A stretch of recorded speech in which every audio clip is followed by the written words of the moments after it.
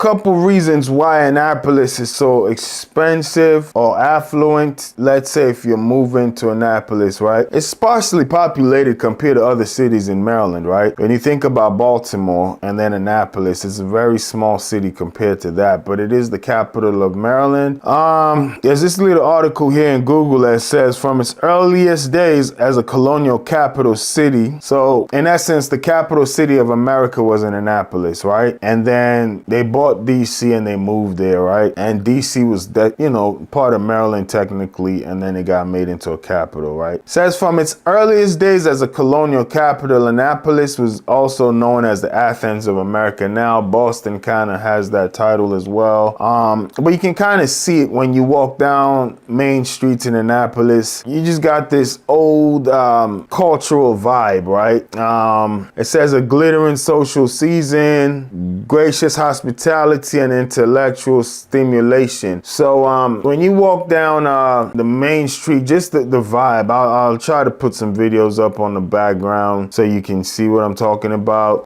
And it has a nice kind of European feel, right? And also, if you like the water, it's excellent for you. It's actually known as the sailing capital of America. And in the summertime, I went to Annapolis, just the docks, right? The boats were everywhere, coming and leaving the docks. It was crazy, thousands of boats. So I never knew that living in Maryland all this time, as far as it's called the sailing capital of America, but I can see why. I saw a ton of sailboats out there. I had to be about 1,000 or more. Some leaving, some deep in the water, some were all docked, and you know, it's kind of beautiful, right? And right by that area, there's a Naval Academy. And sometimes when I go down Annapolis in that area, the first time I went down there, I thought there was some kind of...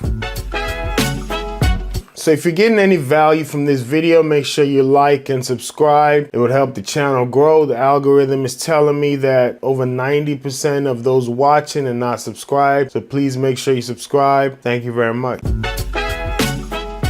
Graduation or something, you just saw all these sailors out there with their white suits and everything white, you know, just everywhere. But that can be a norm on a Saturday or Sunday when they get out the academy and just walk around. So it's very beautiful.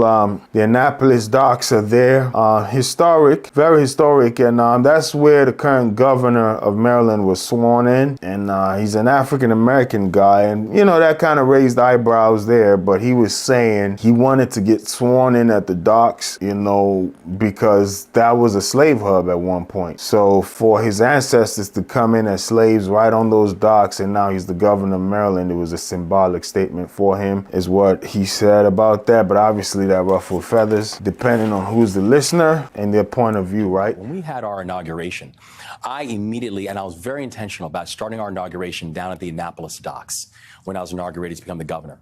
The Annapolis docks was one of the oldest slave ports in the history of the United States.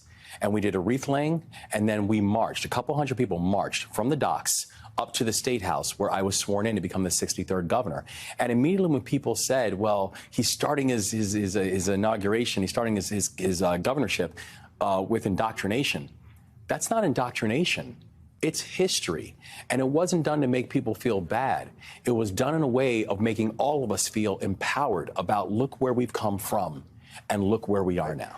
Also, the iconic Chesapeake Bay Bridge is right there by Annapolis. There's a World War II memorial. You know, in Washington, D.C., obviously, there's the World War II memorial for the nation. But in Annapolis, Maryland, right there by the Naval Academy and all of those things, you kind of have the World War II memorial for soldiers from the state of Maryland that passed away in that war, you know, and similar to the Vietnam memorial in DC, where there's a granite wall with the names of fallen soldiers. In DC, similar to that, you got these tablets with names of fallen soldiers and then a nice star. So it's just a historic site, very affluent, great place to live. There was a house that sold in Annapolis not so long ago, a mansion right by the water for 6 point something million. The agent that got over $180,000 commission just off that one sale of that property, you know. Takes a lot to kind of break into a market like that, but it's super affluent, and people are paying those prices easily, right? So you got the Sandy Point State Park, which is, it's like a beach, but when you're there, you can kind of see the Chesapeake Bay Bridge. You can see ships and boats going in and out of the bay. And you got the Broadneck Park. You got a lot of parks, but there's the Broadneck Park, which has like, it's just a park, right? But it's pretty big. You got walking and bike trails. There's a football field, I think, a soccer field, a lot of stuff there. It's very nice for your family on a Sunday or Saturday just to go, you know, hang out, take the kids out there. And with that name, that Broadneck Park, you got the Broadneck High School. I wasn't too familiar of that, but my niece actually graduated from one of the Anne Arundel County schools. Annapolis is in Anne Arundel County, and she graduated from one of the schools in Anne Arundel County, and it was Meade, not Broadneck. So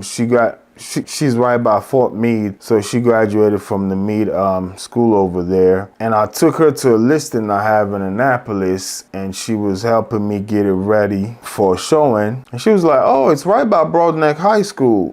And she said, "You need to include that on the listing." I was like, "Why?" And she said, "Oh, well, they get all the funding in the county. So it's a public school, but apparently," that's when I went to look into it. So apparently they get a lot of funding compared to her high school. And sometimes it may be, it just is what it is. When you live in a more affluent area, that school is going to get more money based on the taxes being paid in that locale. But also, when I went to look into it, I drove by the school, I looked it up. You can see all the Under Armour banners when you're driving into the school, right? And we know Under Armour, their founder at least, graduated from the University of Maryland. So for him to sponsor one of the Maryland, I know they sponsor a bunch of Maryland schools, but Broadneck is one of them. So you can also imagine, it's like the Oregon Ducks, right? If you're talking football, you know, all their jerseys and everything based on the fact that Phil Knight, the CEO of Nike, went to Oregon, right? So it's like the Maryland Terrapins now, they get a lot of Under Armour gear because the CEO of Under Armour went to Maryland. So that, you can just imagine that on the high school level, they'll get a lot of gear just from Under Armour and things like that. So just a nice point I thought my niece pointed out to me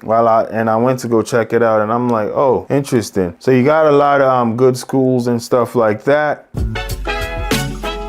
Thanks for watching the video. Hope you found it informative. My contact information is in the description below. Send me a text or an email because I'd love to help you with your real estate needs.